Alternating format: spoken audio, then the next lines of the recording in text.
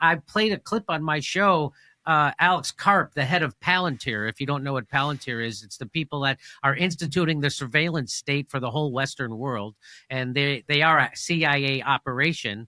And what Palantir, the head of Palantir, said that the fight on college campuses is the game, because if we lose the intellectual fight, meaning the fight over Gaza and Israel, he said we'll never be able to deploy another army in the Western world. So that's why they're coming down so hard with their censorship.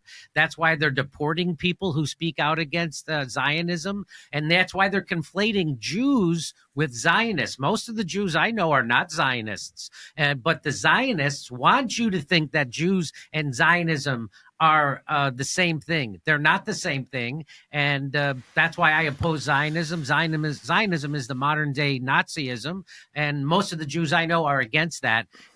And Operation Paperclip lifted thousands of Nazis, Werner Braun among them, so that America could pursue its ambitions in terms of rocket technology.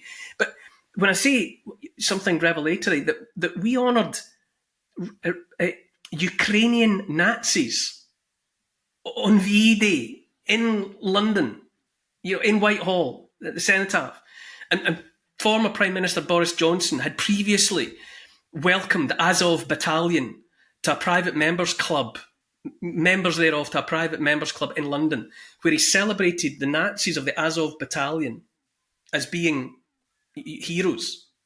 And we had already seen by that point Justin Trudeau and Volodymyr Zelensky giving a standing ovation in the Canadian Parliament to an actual veteran of the SS. And he was being applauded with clenched fist salutes for having fought the Russians in World War II. Russia at that, having been allies in World War II. But celebrating Nazis at VE Day in London, I thought, well, that's it. The game's over.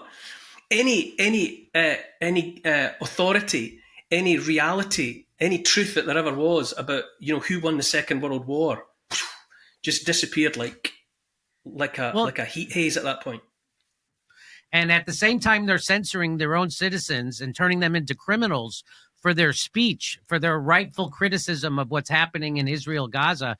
They're calling them anti-Semites. Those same governments are giving money and arms and rockets to literal Nazis in Ukraine.